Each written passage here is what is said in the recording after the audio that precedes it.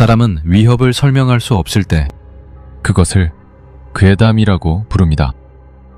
이해되지 않는 일을 이야기라는 틀 안에 가두고 현실과 거리를 두기 위한 가장 쉬운 방식이기 때문입니다. 하지만 괴담이라는 단어는 종종 한 가지 사실을 가려버립니다. 그 이야기를 겪은 사람에게는 그것이 결코 이야기로 끝나지 않았다는 점입니다. 오늘 우리가 살펴볼 기록들은 단순한 공포담으로 분류되기엔 이상할 정도로 많은 공통점을 가지고 있습니다. 사건이 발생한 장소는 제각각이었고 시기 역시 서로 맞지 않았습니다. 어떤 이는 군인이었고 어떤 이는 상간마을의 주민이었으며 또 다른 이는 아이의 부모였습니다. 그들은 서로를 알지 못했고 같은 이야기를 나눌 기회조차 없었습니다. 그럼에도 불구하고 이들이 남긴 증언은 놀라울 정도로 닮아 있었습니다. 그들은 모두 어느 순간 누군가의 목소리를 들었다고 말합니다. 그 목소리는 낯설지 않았고 오히려 너무 익숙해서 의심할 필요가 없었다고 합니다. 가족의 목소리였고 동료의 목소리였으며 분명 자신이 알고 있던 사람의 것이었습니다. 하지만 그 목소리를 따라 한 걸음 더 다가가려는 순간 그들은 동시에 같은 생각을 했다고 말합니다. 뭔가 이상하다. 오늘 이야기는 그 이상함에서 시작됩니다. 그리고 그 목소리가 왜 항상 가장 익숙한 형태로 다가왔는지, 왜 사람을 직접 부르지 않고 대신 부름받게 만들었는지에 대한 기록을 따라가 보려 합니다. 2007년 겨울 함경북도 국경 인근의 한 초소. 이 초소는 지도에서도 거의 표시되지 않는 곳이었습니다. 산과 산 사이, 바람이 한 방향으로만 흐르는 좁은 지형. 낮에는 조용했지만 밤이 되면 소리가 이상할 정도로 또렷하게 퍼지는 곳이었습니다. 그날 밤 근무자는 하급병사 최정호였습니다. 정호는 그 초소에서 근무한 지 얼마 되지 않았지만 그날만큼은 이상할 정도로 시간이 느리게 흘렀다고 말했습니다. 가정을 조금 넘긴 시각. 주변은 고요했고 눈은 내리지 않았지만 땅은 단단히 얼어 있었습니다. 무전기에서는 간헐적인 잡음만 흘러나왔고 정호는 반복적으로 시계를 확인하고 있었습니다. 그때였습니다. 무전기에서 또렷한 음성이 흘러나왔습니다. 정호야. 그 목소리는 그가 수없이 들어온 소대장 박성철 중위의 것이었습니다. 억양도 같았고 말을 끊는 방식도 이름을 부를 때의 습관까지 조금도 다르지 않았습니다. 초소에서 내려와라. 확인할 게 있다. 정호는 본능적으로 무전기를 더 가까이 가져갔습니다. 이상하다는 생각은 그 다음에 들었습니다. 그날 박중희는 다른 지역으로 이동한 상태였습니다. 정호는 그 사실을 분명히 알고 있었습니다. 근무 교대 전 직접 보고를 받았기 때문입니다. 정호는 대답하지 않았습니다. 잠시 정적이 흘렀습니다. 무전지에서는 아무 소리도 나지 않았습니다. 그리고 다시 목소리가 들려왔습니다.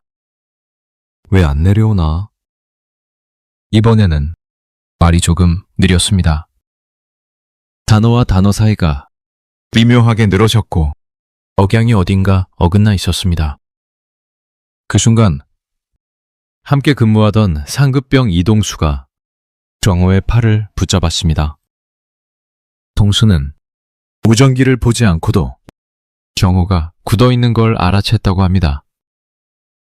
지금 그거 받지 마. 정호는 그제야 자신의 손이 떨리고 있다는 걸 느꼈습니다. 무전지에서는 다시 목소리가 흘러나왔습니다. 빨리 와.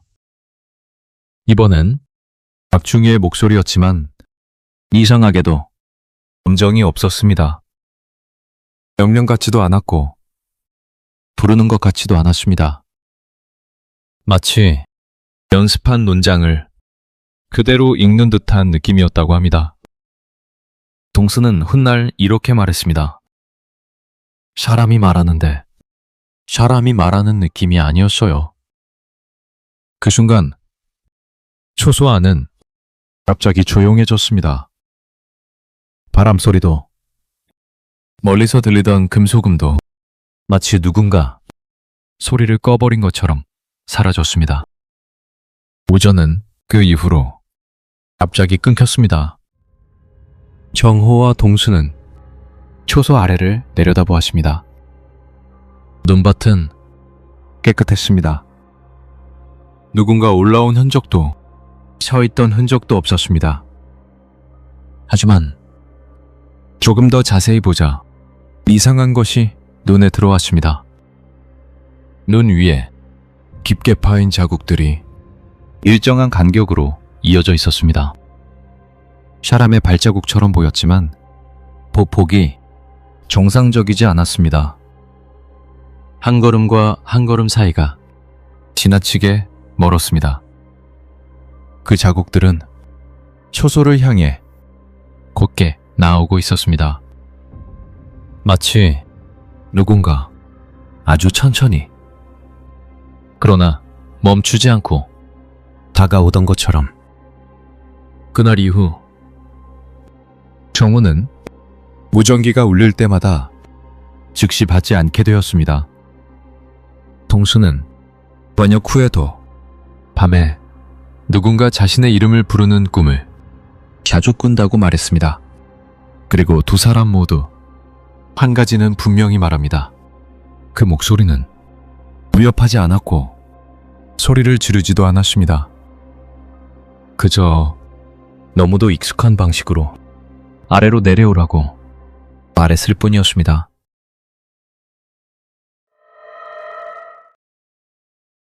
양강도 깊은 산간마을. 지도에는 표시되어 있지만 겨울이 되면 사실상 고립되는 곳이었습니다. 눈이 내리면 길은 막히고 해가 지면 마을은 마치 세상에서 떨어져 나온 것처럼 조용해졌습니다. 밤이 되면 들리는 소리는 바람과 나무가 부딪히는 소리, 그리고 아주 가끔 짐승의 울음뿐이었습니다. 그 마을에 살던 가장 김철민은 평생을 그곳에서 살아온 사람이었습니다. 산의 소리에도 밤의 정막에도 익숙한 사람이었죠. 그날도 평소와 다르지 않았습니다. 아내와 아이들은 방 안에 있었고 철민은 마당 쪽을 정리한 뒤 집 안으로 들어갈 준비를 하고 있었습니다. 그때 집 밖 어둠 속에서 아내의 목소리가 들려왔습니다. 여보, 철민은 아무 생각 없이 고개를 들었습니다. 그 목소리는 너무도 자연스러웠습니다. 여기 좀 와봐요. 아내는 분명 방 안에 있었습니다. 아이들과 함께 불을 피우고 있던 걸 철민은 불과 몇 분 전까지 보고 있었습니다. 철민은 문 앞에 섰지만 문을 열지 않았습니다. 이상하게도 몸이 먼저 반응했습니다. 머리로 생각하기도 전에 손이 문고리를 잡지 않았습니다. 그 순간 마당에 묶여있던 개가 킹킹거리기 시작했습니다. 평소 같았으면 누군가 다가오면 먼저 짖던 개였습니다. 하지만 그날은 짖지 않았습니다. 개는 줄을 당기지도 않고 어둠을 향해 몸을 낮춘 채 움직이지 않았습니다. 아내의 목소리는 다시 들려왔습니다. 왜 그래요? 잠깐이면 돼요. 이번에는 조금 가까운 느낌이었습니다.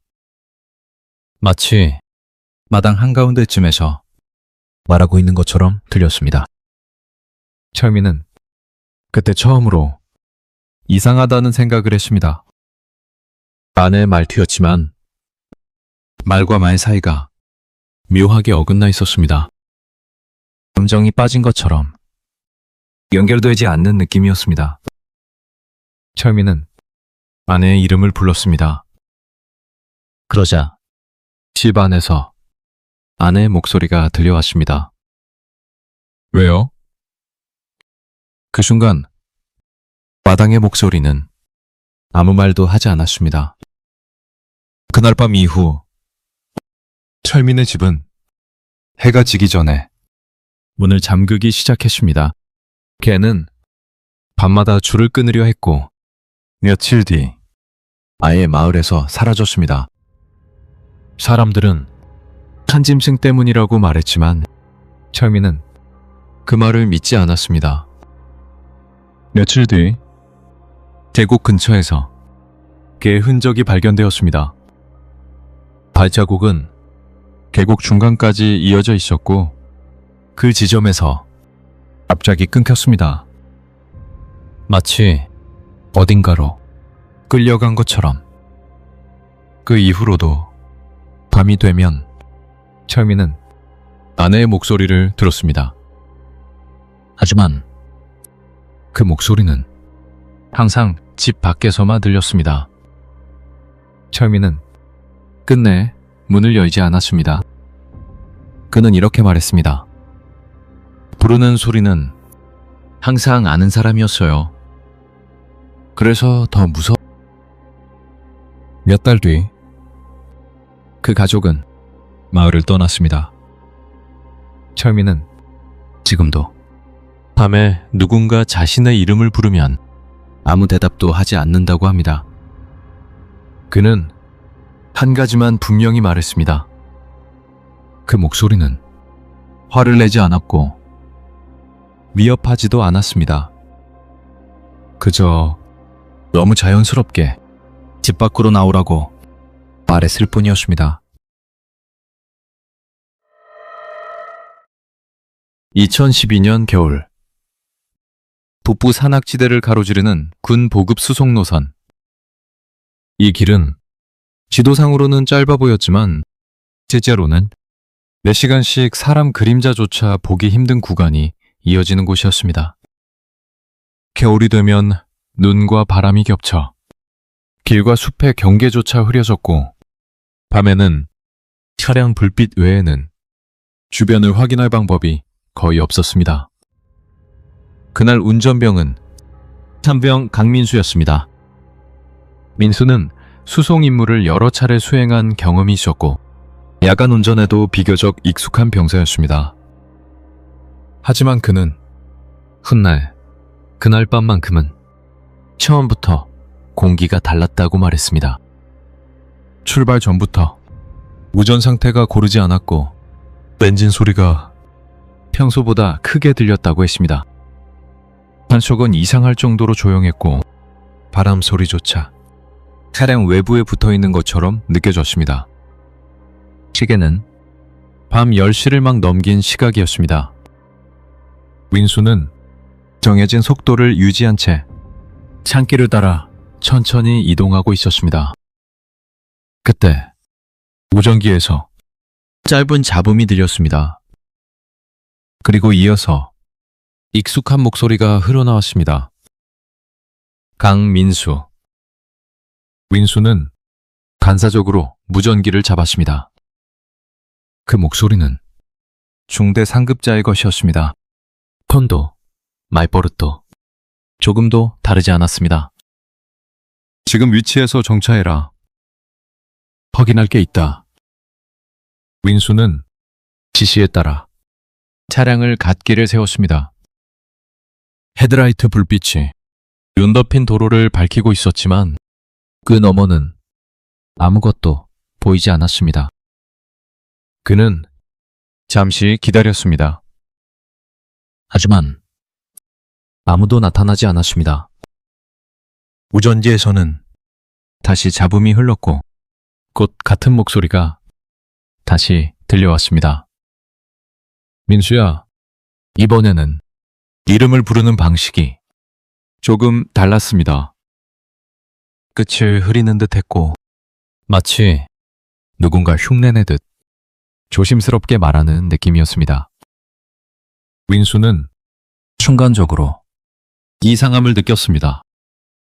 그날 밤 해당 구간에는 다른 차량이 투입되지 않았고 정차 지시 역시 사전에 전달된 바 없었기 때문입니다.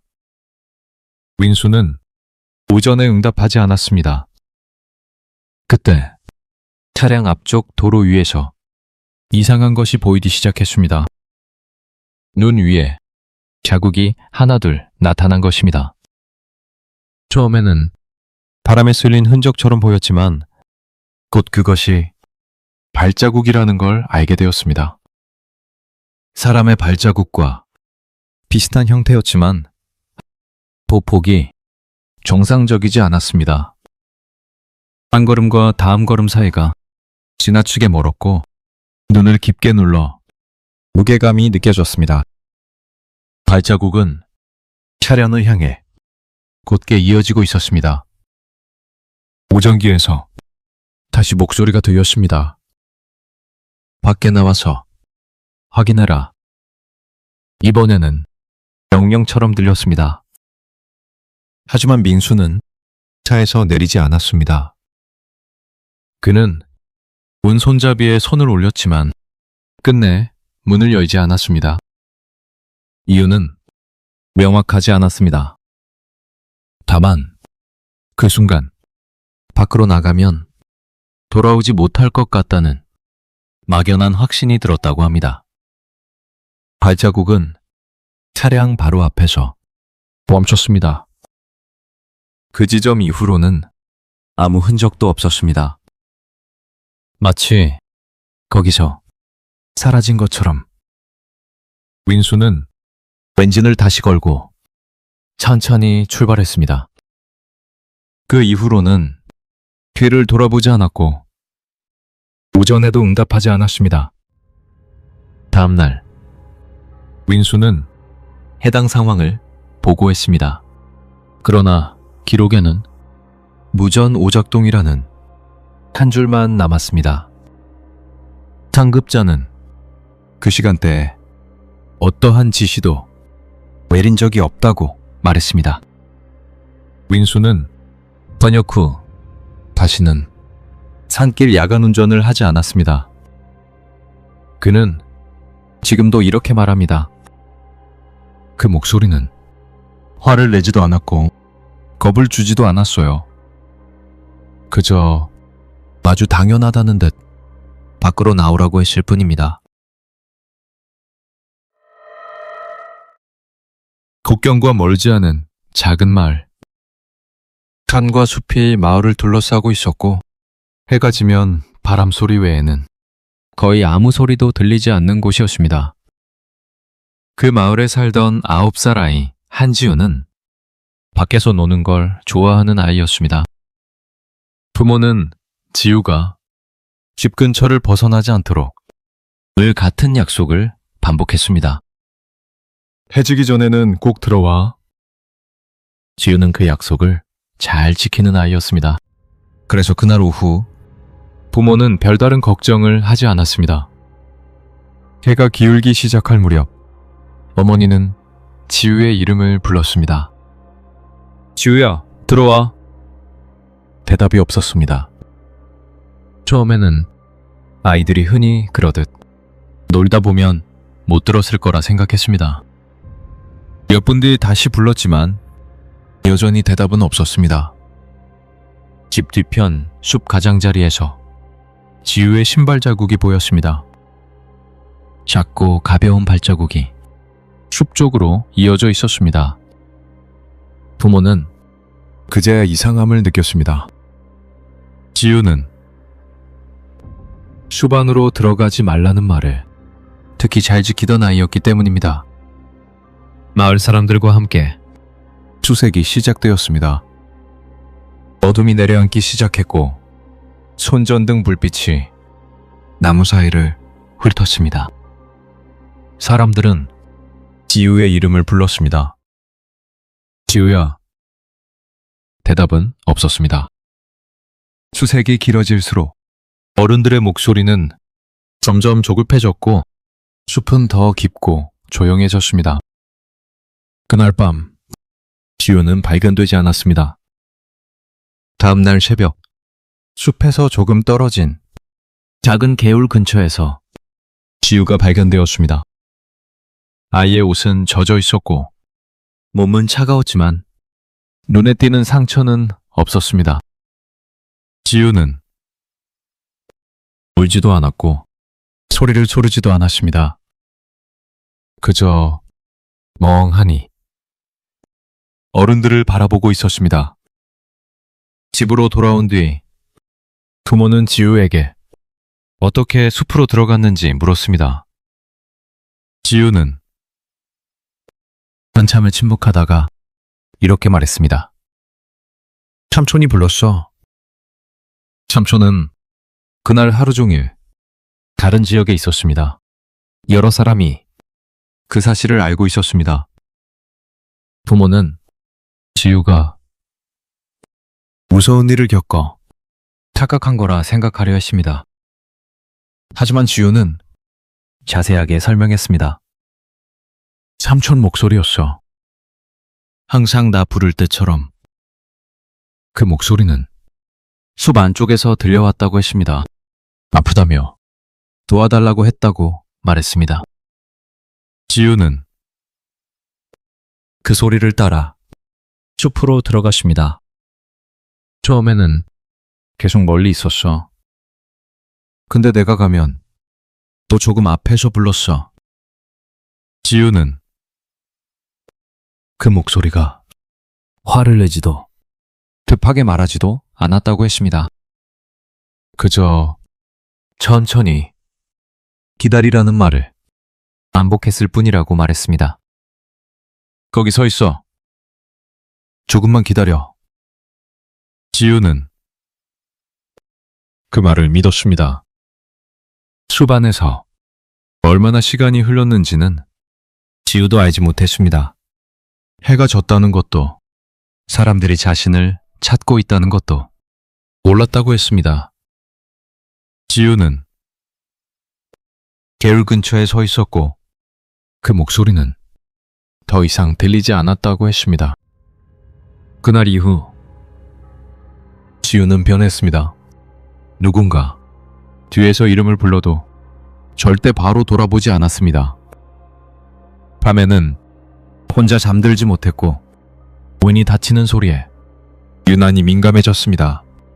부모는 지우가 숲 이야기를 할 때마다 입을 막았습니다.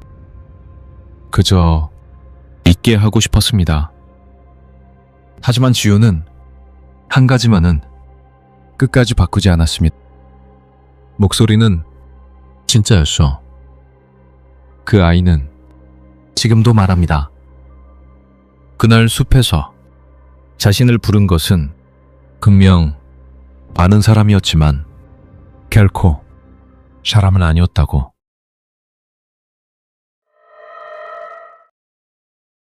이 기록들을 단순한 공포 이야기로 치부할 수 있을까요? 사람들은 종종 설명하기 어려운 사건을 마주하면 그 원인을 가장 먼저 심리 상태에서 찾으려 합니다. 극단적인 스트레스, 장기간의 고립, 수면 부족, 혹은 불안이 만들어낸 착각이나 환각.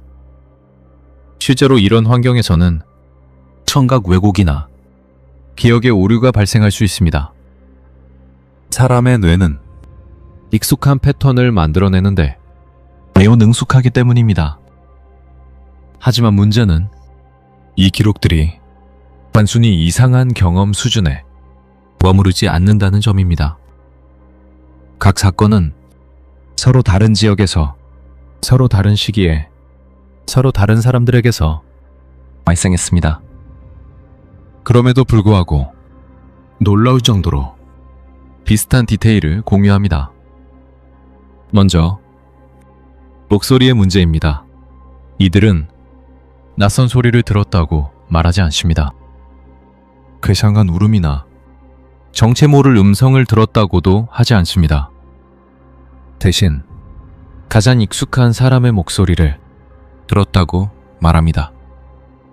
가족, 동료, 상관, 혹은 보호자. 이 목소리는 경계를 자극하지 않습니다. 오히려 경계를 해제합니다. 사람이 의심 없이 움직이게 만드는 방식입니다. 다음은 접근 유도입니다. 그 목소리는 절대 즉각적인 행동을 요구하지 않습니다. 위협하거나 소리를 지르지도 않습니다. 잠깐만 와봐. 여기 좀 확인해. 거기 서 있어. 이 말들은 위험 신호가 아니라 일상적인 요청처럼 들립니다. 이것이 단순한 환각이라면 왜 이렇게 일관된 방식으로 사람을 움직이게 만드는 걸까요? 또 하나 주목할 점은 환경의 반응입니다. 사람보다 먼저 동물이 반응합니다. 개가 짖지 않고 굳어버리거나 가축이 이유 없이 흩어지고 주변이 지나치게 조용해졌다는 증언. 이는 사람의 심리 상태만으로는 설명하기 어려운 부분입니다. 그리고 마지막으로 흔적입니다. 발자국, 움푹 파인 자국, 이동 경로처럼 보이는 선. 이 흔적들은 분명 물리적인 형태를 띱니다. 하지만 어디서 시작됐는지, 어디로 사라졌는지 논리적으로 이어지지 않습니다. 만약 이것이 집단 환각이라면 왜 환각이 이렇게 구체적인 형태를 반복해서 남기는 걸까요? 무엇보다 중요한 것은 증언자들의 공통된 인식입니다. 그들은 무언가를 보았다고 말하지 않습니다. 누군가 있었다고도 말하지 않습니다. 대신 이렇게 말합니다. 그것은 우리를 보고 있었다. 이 표현은 우연히 나오기 어렵습니다. 공포의 대상이 단순히 나타났다 사라진 것이 아니라 의도를 가지고 사람을 선택하고 반응을 살피고 접근 방식을 바꾸고 있었다는 느낌을 공유하고 있기 때문입니다. 이 기록들이 초자연적 존재를 의미하는지 아직 밝혀지지 않은 심리적 혹은 환경적 현상을 뜻하는지는 확실하지 않습니다. 다만 분명한 것은 이 사건들이 우연이라고 하기에는 너무 체계적이며 단순한 상상이라고 보기에는 너무 많은 공통점을 남기고 있다는 사실입니다.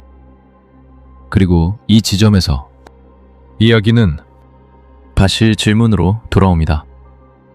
만약 그것이 사람의 목소리를 배우고 사람의 반응을 관찰하며 가장 약한 순간을 기다린다면 우리는 과연 그것을 어디까지 이야기로만 치부할 수 있을까요? 이 기록들에는 명확한 결론이 없습니다. 누군가는 이를 극단적인 환경이 만들어낸 심리적 현상이라고 말할 수 있고, 또 다른 누군가는 아직 이름 붙일 수 없는 무언가의 흔적이라고 말할지도 모릅니다. 하지만 어떤 해석을 택하더라도 하나의 사실만은 남습니다. 이 이야기들은 끝났다고 말할 수 없다는 점입니다. 사건은 종료되었고 사람들은 각자의 삶으로 돌아갔지만 그 경험은 그들의 선택과 습관 그리고 두려움 속에 조용히 남아 있습니다. 그들은 다시 같은 상황에 놓이게 된다면 이전과 같은 행동을 하지 않겠다고 말합니다. 누군가 이름을 불러도 즉시 대답하지 않고 익숙한 목소리가 들려와도 그 자리를 벗어나지 않겠다고 말합니다. 그만큼 그날의 경험은 단순한 공포 이상의 무언가였다는 뜻일지도 모릅니다. 이제 남는 질문은 단 하나입니다. 만약 그것이 사람의 목소리를 배우고 사람의 말투와 억양을 익혀 가장 익숙한 형태로 다가온다면 우리는 어디까지를 안전한 세계라고 말할 수 있을까요? 어둠 속에서 들려오는 소리가 위협이 아니라 부탁처럼 들린다면, 명령이 아니라 확인처럼 들린다면 그 순간에도 우리는 본능을 믿을 수 있을까요? 오늘 밤 누군가 당신의 이름을 부른다면 그 목소리가 너무도 익숙해서 의심할 필요가 없게 느껴진다면 잠시 멈춰서서 생각해 보셔야 할지도 모릅니다. 그 목소리가 정말 당신이 아는 사람의 것인지 아니면 당신이 알고 있다고 믿고 싶은 대상의 것인지 이 이야기들은 당신에게 답을 주기 위해 존재하지 않습니다. 다만 질문 하나를 조용히 남길 뿐입니다. 그리고 그 질문은 이야기가 끝난 뒤에도 쉽게 사라지지 않습니다. 왜냐하면 부르는 목소리는 항상 가장 익숙한 형태로 찾아오기 때문입니다.